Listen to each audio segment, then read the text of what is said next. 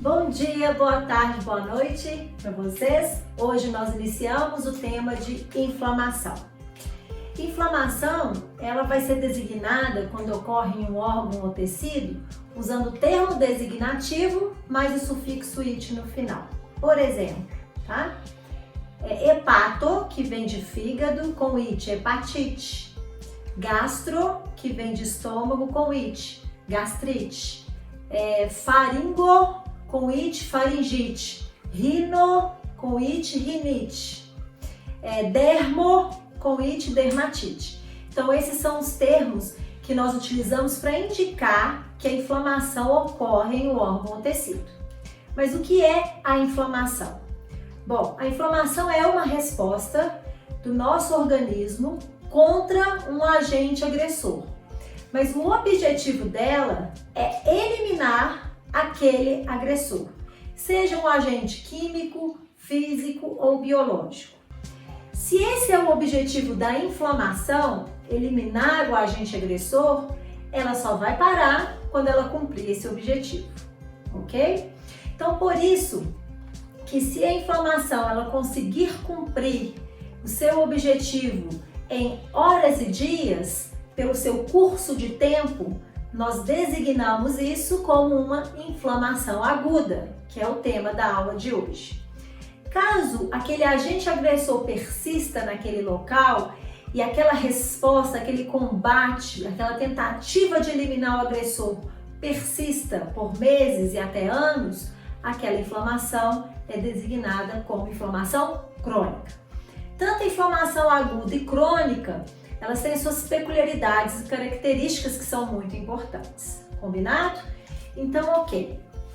A inflamação, portanto, ela vai ser essa resposta de defesa contra agentes agressores e ela é uma resposta extremamente complexa que depende de células vigias, teciduais, que residem no tecido conjuntivo, como células dendríticas, macrófago, mastócitos. Mas ela também depende de células sanguíneas e vasculares, como, por exemplo, os leucócitos, células endoteliais, plaquetas. Então, essa comunicação ela é importante para que essa resposta de defesa ocorra. E faz todo sentido. Se a gente recordar que a maior parte das nossas células imunes e de defesa estão presentes no sangue. Se elas estão presentes no sangue, quando um tecido sofre uma agressão, de alguma forma, eu preciso avisar essas células. Olha, tem uma agressão no tecido. Então, eu preciso dessas células que fazem parte da inflamação no tecido. Células de defesa no tecido, tá? E elas que vão chamar a atenção para as células que estão no sangue, falando, opa, vem aqui ajudar. Para que essas células saiam do vaso, migrem para o tecido e consigam eliminar aquele agente agressor. Só que como as células não falam, elas se comunicam por mediadores químicos, citocinas inflamatórias, mediadores inflamatórios, por isso ela é tão complexa e tão sensacional, tá bom? Então essa resposta ela é protetora, ela depende de mecanismos complexos e de mediadores químicos, tá? Ela só vai acontecer em áreas que são vascularizadas, exatamente porque ela depende da migração de células de defesa do vaso para o tecido, tá bom? Ela só finaliza, só se resolve depois que ela cumpre esse objetivo. Como uma resposta de defesa, infelizmente, no momento de combater o agente agressor e responder contra uma agressão, a inflamação acaba causando lesões naquele tecido, lesões teciduais. Então, ela é uma resposta protetora, mas ela também causa lesão tecidual. Combinado? Então, eu costumo fazer o comparativo que a inflamação é como se eu fosse eliminar uma barata na parede, subindo uma parede com um tiro de canhão. Eu resolvo, mas causo destruição em volta, tá bom? Recapitulando então, esse panorama da inflamação, hoje, como eu havia dito, nós vamos ter esse tempo para falar sobre a inflamação na sua fase inicial, ou seja, inflamação aguda. Combinado?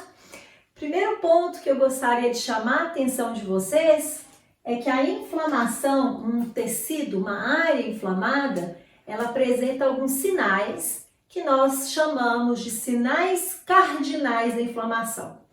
Isso significa que a área inflamada, ela fica quente, tem calor, você toca, o lugar está quente. Ela tem rubor, ou seja, fica vermelha, vermelhidão. Ela tem tumor, eu não gosto muito de usar esse termo, tá? Mas o tumor seria a mesma coisa do inchaço e o edema, fica tumefeito aquela região. Quando você toca, causa dor e você pode apresentar naquele local uma redução ou perda da função. Então eu vou deixar aqui para vocês essas imagens. Bom, reparem essa mão, a palma da mão, que tem esse aspecto vermelho. Se você pudesse encostar a mão, estaria quente, tá? Se você encostar e apertar, a pessoa vai reclamar, tem dor, ela não consegue movimentar como ela deveria e tem essa vermelhidão, tá? E esse edema, perdão, esse inchaço. Então esses são 5 sinais característicos da inflamação e eu deixo aqui outros exemplos nessas imagens para vocês, tá bom? Na região do joelho, na conjuntiva, reparem que também eu posso ter uma conjuntivite, né? Uma inflamação na conjuntiva, e ela pode ser mecânica, ela pode ser química ou ela pode ser biológica, tá bom? Também vai apresentar esse fenômeno, tá? Vermelhidão, a área fica lacrimejante, tem dor. Então esses são alguns exemplos. Esse aqui da amígdala, uma amidalite, onde nós observamos esse inchaço, esses pontos amarelados que nós vamos falar sobre esse material purulento, essa vermelhidão, né, esse calor, essa dor na deglutição e afeta sim a função dessas tonsilas, tá bom? Então com isso nós descrevemos os 5 sinais cardinais da inflamação. Então o local fica quente, tem calor, fica vermelho, tumor ou inchaço, tem dor e perda da função, tá? Dessa forma a gente reconhece. Mas o que acontece no tecido? Qual é o mecanismo, a patogenia das etapas teciduais que favorecem essas manifestações e esses sinais? Aí sim, é o nosso objetivo na aula de hoje, demonstrar que a inflamação ela só acontece com um pontapé inicial, que vai desencadeando mecanismos que só finalizam depois que reparar o tecido, tá bom? Então eu deixei descrito aqui para vocês os fenômenos ou a patogenia da inflamação e eu coloquei de 1 a 6 passo a passo que vai acontecer. E para ficar mais dinâmico e mais didático, eu vou fazer com vocês o seguinte: eu vou demonstrar esses fenômenos e comparar cada fenômeno, o que ele vai causar de sinal cardinal, tá bom? Usando como um exemplo um tecido que neste momento está em repouso, uma derme, com um tecido epitelial, o tecido conjuntivo adjacente e uma área vascularizada. Reparem que nesse tecido conjuntivo eu tenho fibras colágenas, substância fundamental amorfa, tenho fibroblastos, mas também outras células que são residentes e fazem parte do nosso sistema imune, como o macrófago e como o mastócito, tá bom? Essas células vão ser importantes, tá? E os mastócitos. Além dessas células serem importantes, também eu tenho as células do sangue, e entre elas em especial, que eu quero chamar a atenção de vocês, é para as que estão em azul, que são os leucócitos, tá bom? Lembrando que nós temos 5 tipos de leucócitos, tá? Eu tenho neutrófilo, eu tenho eosinófilo, eu tenho basófilo, o monócito e o linfócito. Essas células estão no sangue, tá? Mas essas células do sangue podem migrar para o tecido. E quando elas migram para o tecido, algumas delas, por exemplo, o linfócito, vai dar origem ao plasmócito.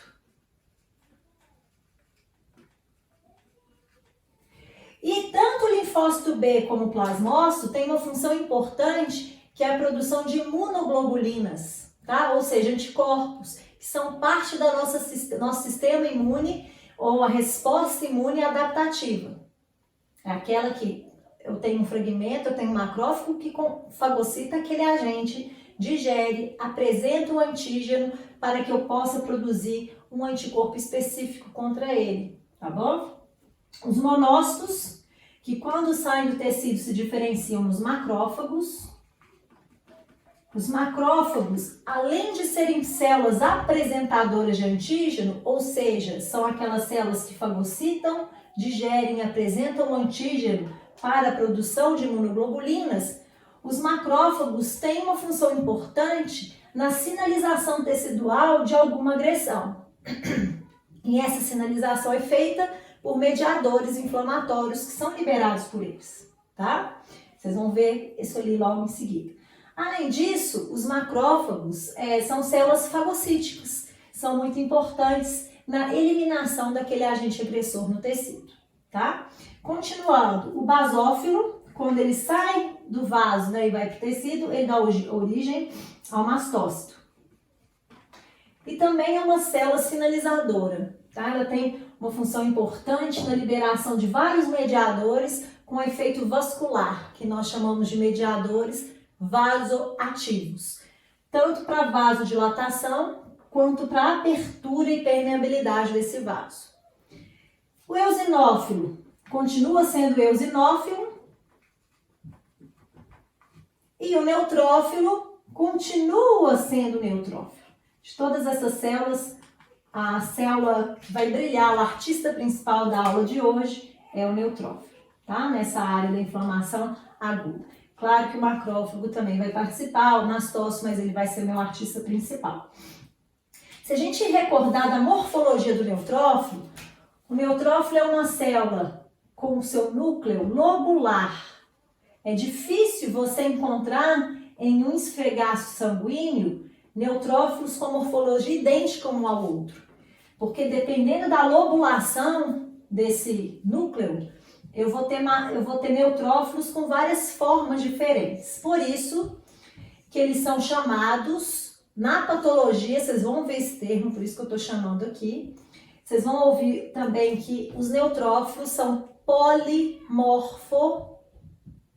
várias morfoforma nucleares, tá? Então, eles são os nossos polimorfonucleares. Ah, desculpa o garrancho. Resumidamente, PMN, tá bom? Isso vai ser importante, tá? Então, essa célula é a primeira que chega. Essa célula que está no sangue, quando há uma lesão tecidual, vai ser a primeira a chegar. Ela fala, pode deixar que eu vou. E ela migra para o tecido, eu vou mostrar passo a passo o que favorece isso, mas ela só tem um destino, a célula. O neutrófilo, ou ele morre, ou ele morre. Ou seja, ele não volta para o vaso e ele não passa a ter uma função tecidual após essa defesa.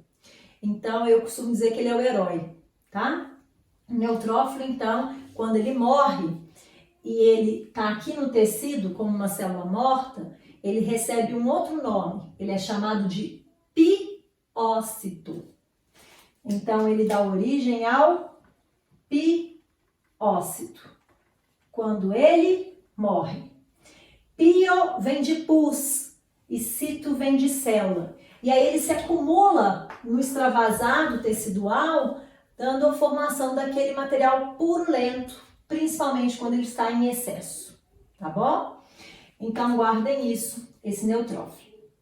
Lembrando que ele vai ser a primeira célula a chegar. Se ele não der conta do recado em horas e dias, aí nós vamos precisar chamar células mais especializadas. E aí, recordando da imunologia, essas células vão ser aquelas que produzem imunoglobulinas. E essas células, tanto linfócito e plasmócito, elas têm uma morfologia única, né, de núcleo. E nós chamamos então essas células, quando estão mais abundantes em um órgão ou tecido, de mononucleares. E a abreviatura seria MN. Então guardem isso, essa informação, porque mais à frente vocês vão entender que se eu faço uma biópsia e observo um tecido ao microscópio, dependendo da predominância do tipo celular, ele pode ser indicativo de uma inflamação, uma resposta protetora na fase inicial, então eu vou ter mais polimorfonucleares, mais neutrófilos, ou pode ser um indicativo de uma resposta mais prolongada, de um tempo maior daquela agressão e tentativa de eliminar, que seria a predominância dos mononucleares, linfócito, plasmócito e macrófago. Claro que isso é entrelaçado com outras características teciduais. Combinado? Então vamos continuar. Dando esse geral aqui, desses tipos celulares, para ficar com uma imagem mais limpa, nós vamos começar essa agressão, tá? E aí que tá. Ô Ellen, esse tecido tá aqui, ó, tranquilo. Eu tenho o tecido epitelial, o tecido conjuntivo adjacente, os vasos, tudo tranquilo aqui. Precisa ter resposta protetora, inflamação vai acontecer aqui? Sem alguma coisa irritando, não.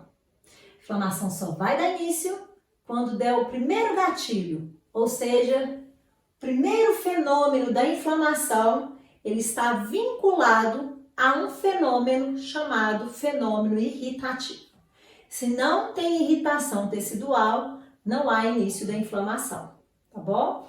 Então, esse primeiro fenômeno é a chave, tá? Já mostro ali para vocês.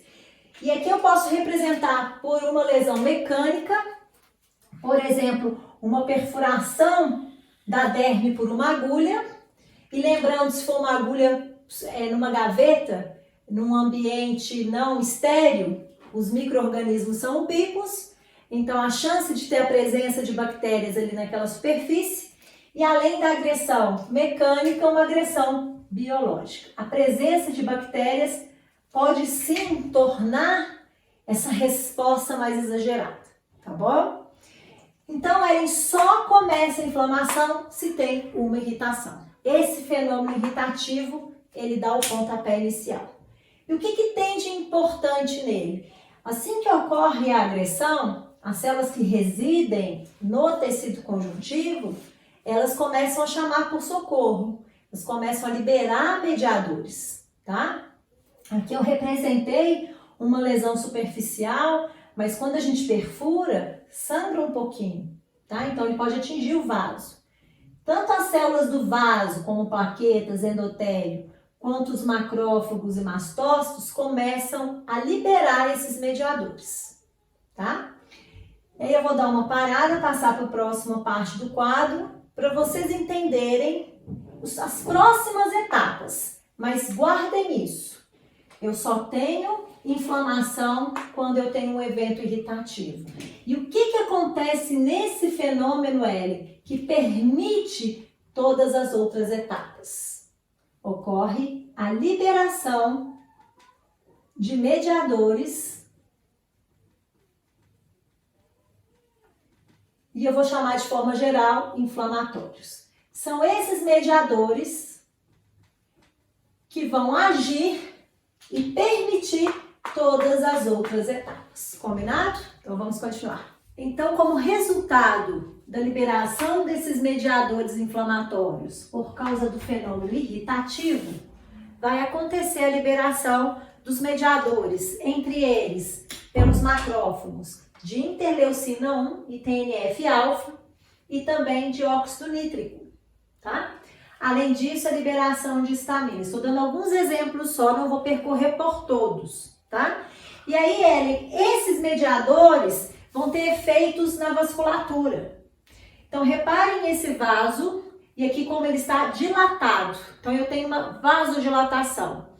Essa vasodilatação ocorre neste modelo especialmente pela liberação do óxido nítrico. O óxido nítrico ele é um potente vasodilatador e ele causa vasodilatação, o que permite maior quantidade de sangue chegando nesse tecido, nesse local. Lembram da aula de hiperemia? Então ocorre uma hiperemia ativa patológica, ok? Então esse fenômeno, eu vou chamar, dar o mesmo nome aqui, ó, é o fenômeno vascular. Esse fenômeno vascular seria essa eu vou colocar para ficar mais didático e ficar mais organizado, eu vou deixar aqui. Que fenômeno vascular é esse, Eli? É a vasodilatação, ou seja, hiperemia. Ok? Então, essa vasodilatação permite mais sangue chegando ao local. Então, por fora do tecido, eu vou observar uma região mais vermelha e mais quente. A relação desse fenômeno vascular está ligada ao sinal de calor e rubor, quente e vermelho. Combinado? Então, guardem isso, que isso é importante. Então, aumenta o volume de sangue para essa região. Mas esse agente irritativo e agressor, mecânico e biológico, ele precisa ser combatido. Eu disse que a inflamação só cessa após a eliminação do agente agressor. Pois bem, essa eliminação vai ser feita por células de defesa. E onde elas estão? Parte estão no tecido, mas a parte principal está no sangue. Então, o objetivo é facilitar, chamar e trazer as células do sangue para o tecido. Com a vasodilatação, eu permito maior quantidade de sangue, o que pode ajudar. Mas ainda algumas mudanças importantes precisam ser feitas. E elas também são favorecidas pela liberação desses mediadores, tá? Que já favoreceram esse fenômeno vascular. Agora ele vai favorecer outros dois fenômenos. O exudativo, lembrando da aula de edema. Exudato é a mesma coisa de edema, seria esse extravasamento ou acúmulo anormal de líquido no interstício e no tecido, com uma composição diferente, a gente vai recordar isso. E essa exudação é permitida porque os mediadores inflamatórios liberados também favorecem mudanças no endotélio. Então, um em especial que eu vou chamar a atenção, porque eu não consigo descrever todos, é a histamina, que ela vai ser liberada pelos mastócitos, ele desgranula e essa histamina se difunde no tecido, se liga a receptores endoteliais. Esse endotélio, ele tem mudanças no citoesqueleto, ele se contrai e aumenta o espaço entre eles. Olha como o vaso está mais permeável. Eu já tenho hiperemia, mais sangue, que já aumenta a pressão hidrostática. Mas ainda eu tenho um aumento da permeabilidade, o que vai permitir maior extravasamento de plasma, de líquido, para o interstício. Opa! Esse extravasamento faz com que a área, além de quente e vermelha, pelo aumento do volume de sangue, ela também começa a ficar inchada, com edema, porque eu tenho líquido extravasando, tá bom? Então, esse fenômeno eu vou chamar de 3, é o fenômeno exudativo. Deixa eu apagar que ficou ruim aqui.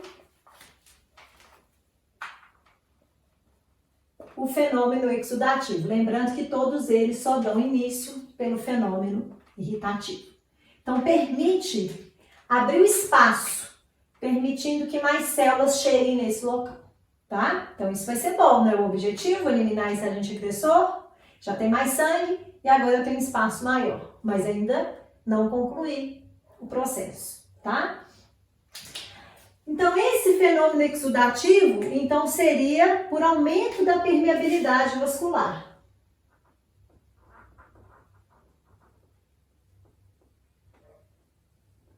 Causando um edema. E é esse fenômeno responsável pelo terceiro sinal cardinal, que seria o inchaço. tá? Ou tumor, que eu não gosto muito de usar. Tranquilo? Não cumprimos ainda o objetivo. O objetivo é convencer essas células, em especial aqui eu estou chamando a atenção para o neutrófilo, a vir para o tecido combater esse agressor. Aí que tá. Também o fenômeno irritativo, quando favorece a liberação de mediadores, dentre eles eu já vi óxido nítrico, vasodilatação, histamina, aumento da permeabilidade. E aí eu tenho mais dois mediadores importantes, a interleucina 1 e o fator de necrose tumoral alfa, ou seja, IL-1 e TNF-alfa. Esses são muito importantes. No momento que eles são liberados, eles também vão ter ação endotelial sobre esse endotélio, sobre essas células endoteliais. E quando eles são liberados, o que eles fazem com as células endoteliais? As células endoteliais é como se eu fosse uma célula endotelial, eu estou aqui dormindo, tá? Quando se liga a interleucina e o TNF, ela passa como se ela acordasse. Ela passa a expressar moléculas na sua superfície, proteínas e moléculas de membrana, que a gente não consegue ver assim, mas se eu ampliasse, eu vou representar essas moléculas de forma maior, exagerada, para a gente visualizar, tá? Então, essa ativação do endotélio é como se, opa, acorda endotélio, tem um papel importante, porque uma vez que o endotélio fica ativado, ele expressa moléculas de adesão. Isso é importante porque as células do sangue têm fluxo central. Elas não vão para a margem, não. Elas não querem saber da margem, elas só passam no centro. Para essa célula ser atraída para a margem, alguma coisa tem que acontecer no endotélio, e isso acontece. Uma molécula importante são as selectinas. Então, a gente tem selectina E, selectina P, selectina L, tá? Mas eu quero chamar a atenção das selectinas, são moléculas que eu vou desenhar como se fosse, vou desenhar em verde, tá? Como se fosse um Y de cabeça para baixo. Uma vez que o TNF, alfa, e a interleucina são liberados, eu tenho a ativação do endotélio. Ele passa a expressar essas moléculas.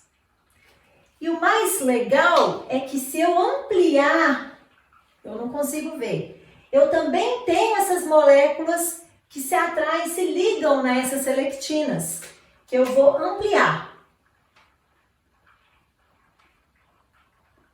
E aí esse neutrófilo que estava passando em fluxo central e nem dando bola para a margem, agora ele sai do fluxo central e primeira etapa, ele sofre marginação, ele vai para a margem. E essa marginação acontece porque essas moléculas se ligam às selectinas. Então, marginou. Essa é uma etapa importante, tá?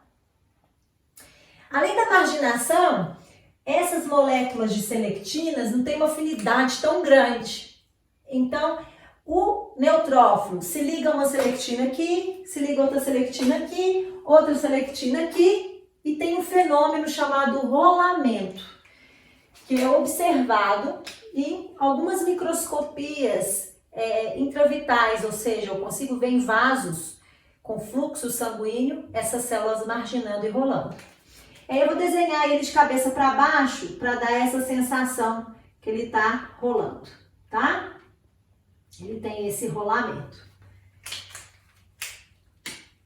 Além do rolamento, eu vou ter a expressão de outra molécula, que ao invés de ser selectina, são as ICANs, né? São as integrinas, e elas têm uma afinidade maior com as proteínas de membrana dos neutrófilos. Olha que sensacional. Ele que estava lá rolando, de repente ele encontra essas integrinas. E ao invés de ele pegar selectina, quando ele encontra a integrina, ele se liga fortemente. a ponto dele ligar tanto, dele ficar pavimentado, achatado. Então, esse fenômeno é muito importante. Reparem que está permitindo uma maior adesão desse neutrófilo, tá? Então, ele aqui aderiu. Essa adesão, com esse maior espaço da permeabilidade e essas moléculas, favorecem a transmigração. Esse neutrófilo saiu do tecido e chegou, saiu do vaso e chegou no tecido, tá bom? Todos esses fenômenos que eu estou descrevendo aqui são fenômenos celulares. E reparem que eles só estão acontecendo porque no fenômeno irritativo ocorreu a liberação de mediadores que ativam o endotélio, trazendo as células do fluxo central para a margem, rolamento, adesão e transmigração. Tranquilo? Então, Ellen, cumprimos o objetivo. Reparem que eu tenho células migrando e sendo acumulado que, além das células, eu tenho água com muitas proteínas plasmáticas. Isso aqui está causando um acúmulo anormal de líquido no interstício, ou seja, um edema. Pela composição do edema ser rico em proteínas plasmáticas de alta e baixa densidade, células, nós chamamos de edema exudato. Isso aqui é uma exudação. E aí que tá. Continuando, o objetivo da inflamação é eliminar o agente agressor. E isso ainda não foi resolvido. Para eliminar esse neutrófilo, precisa chegar à área da agressão. E ele, quando ele chega, ele não sabe para onde ele tem que ir. Então, ele vai receber sinais químicos. E esses sinais químicos que permitem que o neutrófilo vá exatamente na direção do agente agressor e ele taxie, ele caminhe a favor de um gradiente de concentração desses mediadores, é chamado de quimiotaxia.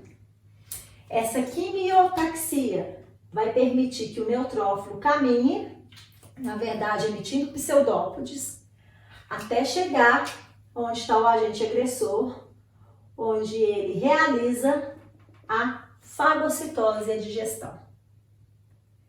Tranquilo? Agora sim, estamos cumprindo o objetivo, que é a eliminação desse agente agressor.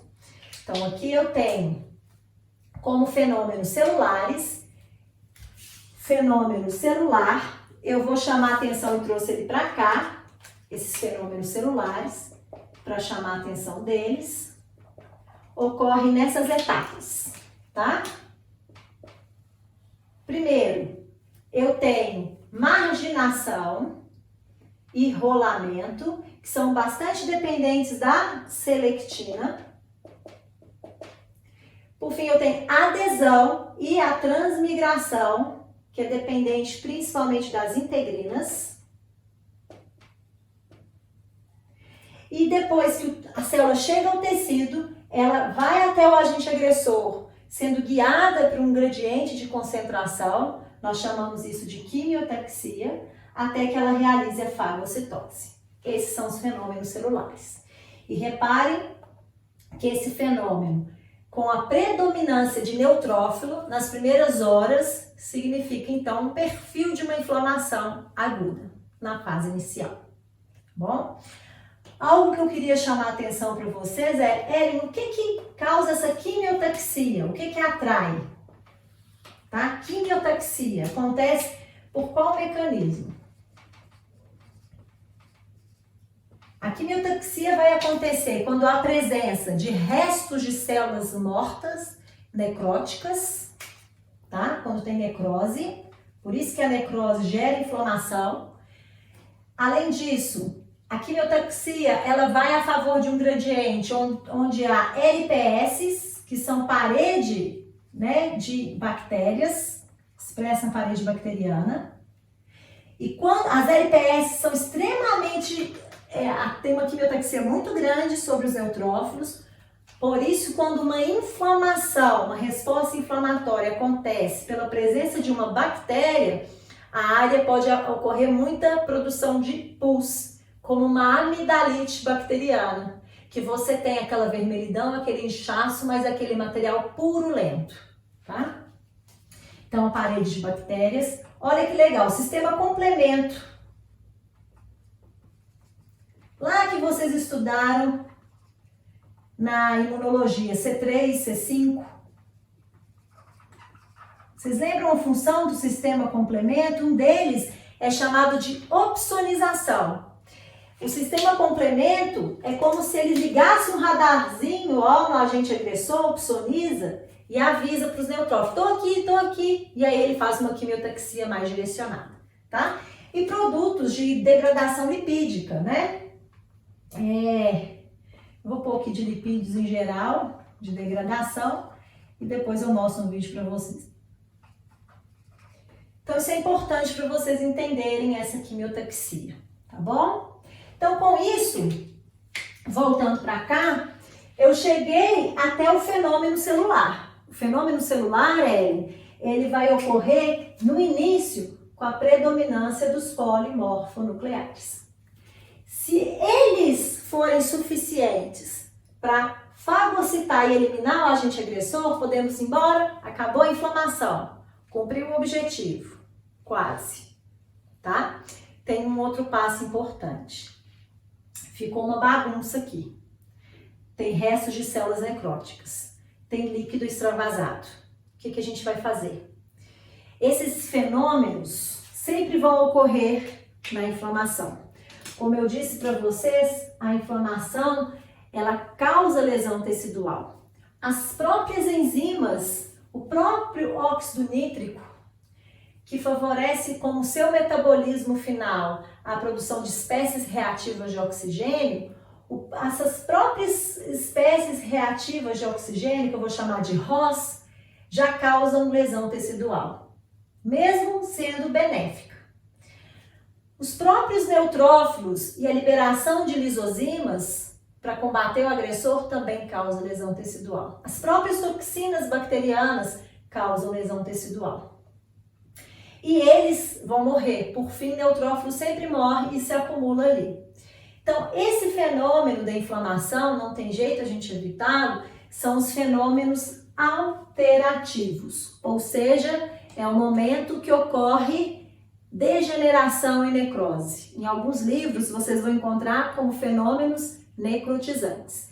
Então, esses fenômenos alterativos são de lesão tecidual. Então, eu não posso finalizar aqui.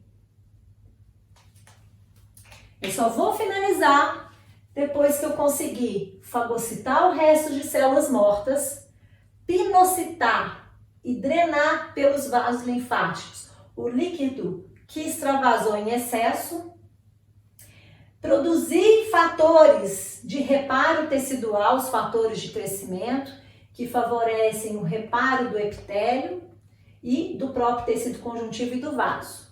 Então, eu tenho dois caminhos. Eu posso ter uma resolução voltando ao estado inicial, tá? Ou seja, o reparo ele pode se dar por regeneração.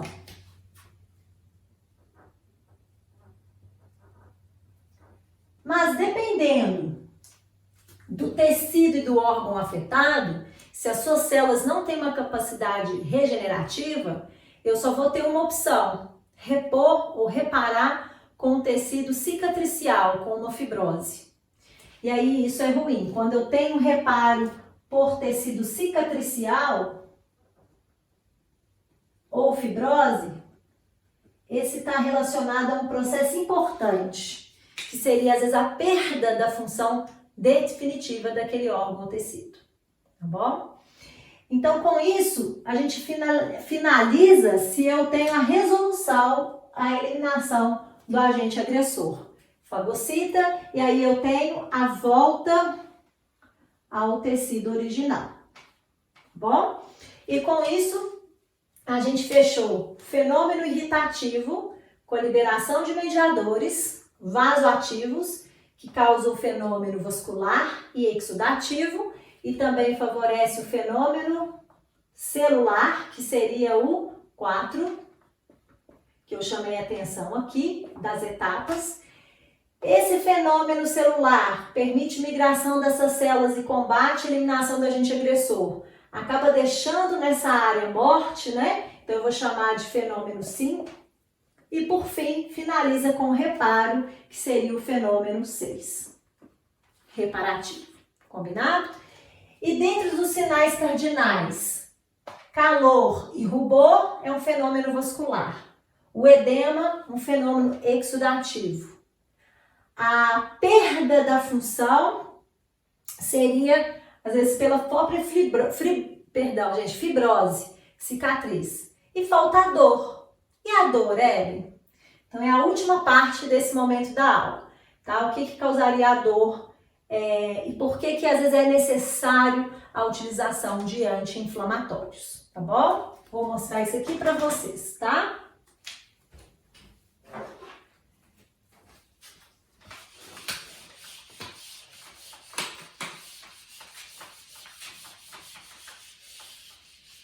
Então, olha o que vai acontecer. Como eu tenho fenômenos alterativos, não tem como fugir, significa que sempre na inflamação eu tenho necrose. Necrose significa uma célula íntegra com a ruptura de membrana e extravasamento do conteúdo. Bom, isso não é necrose? E nessa necrose, então, eu vou ter fragmentos de fosfolipídios.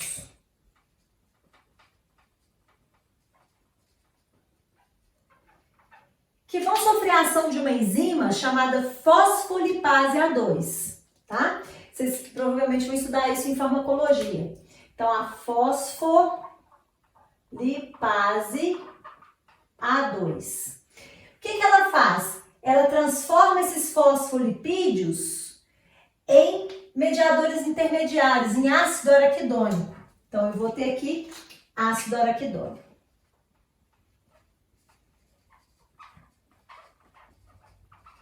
Esse ácido araquidônico, ele é substrato para a ação de duas outras enzimas, chamadas ciclooxigenase 1, que é a COX-1, e ciclooxigenase 2, que é a COX-2. E essas enzimas formam, a partir do ácido araquidônico, outros metabólitos inflamatórios intermediários. Dentre eles, prostaglandina, que eu vou chamar só de PG, leucotrienos, tô tentando lembrar dos outros, tá? Prostaglandina, leucotrienos, depois... E essa prostaglandina, em especial a prostaglandina, aqui prostaciclina, tá? Um outro que eu lembrei.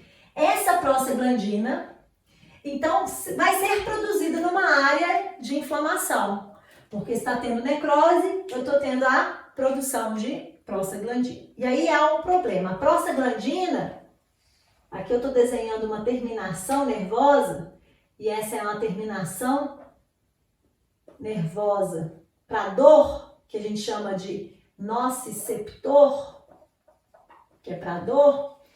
Quando a prostaglandina, que eu vou desenhar aqui em preto, se liga nesses receptores de dor, ela dá o seu sinal e aí a área fica dolorida, tá bom?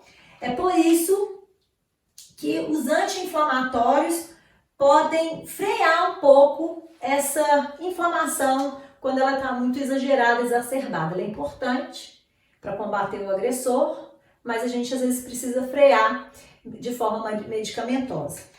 E aí nós temos duas classes de medicamentos, que seriam os inibidores de COX-1 e COX-2, que são os anti-inflamatórios não esteroidais, Exemplo aqui, aspirina seria um exemplo. Ele inibe, então, a produção de prostaglandina e reduzindo a dor. Ou outros, que a gente chama de anti-inflamatório esteroidal. Aqui eles são os corticosteroides, que são inibidores de fosfolipase A2, também reduz a produção de prostaglandina, tá bom? Então, aqui só para dar exemplos, tá, gente? Aqui a gente tem aspirina, seria um exemplo. E aqui, prednisona.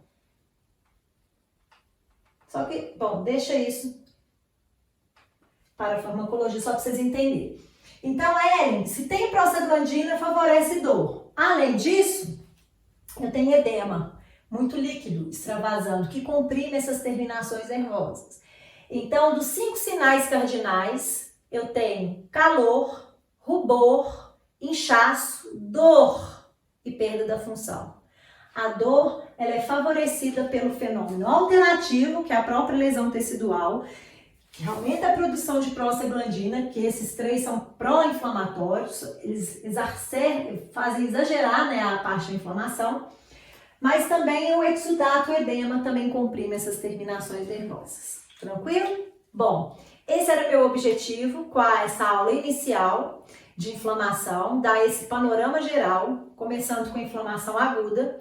Gostaria que vocês guardassem isso para a gente recapitular na próxima aula e pensando o seguinte: e se, Ellen, esses polimorfos nucleares que migraram não conseguirem eliminar o agente agressor? E se esse agente agressor for persistente? Aí eu vou ter uma mudança aqui, ó. Eu vou mudar o tipo celular. E eu vou ter uma resposta longa. E vou ter fenômenos predominantes ali. Aí sim, dá o link para a aula de inflamação crônica. Quando a resposta ela demora meses ou anos e o agente agressor é persistente no local. Tá bom? Então agradeço vocês pela companhia na aula de hoje. Um beijo grande e se cuida.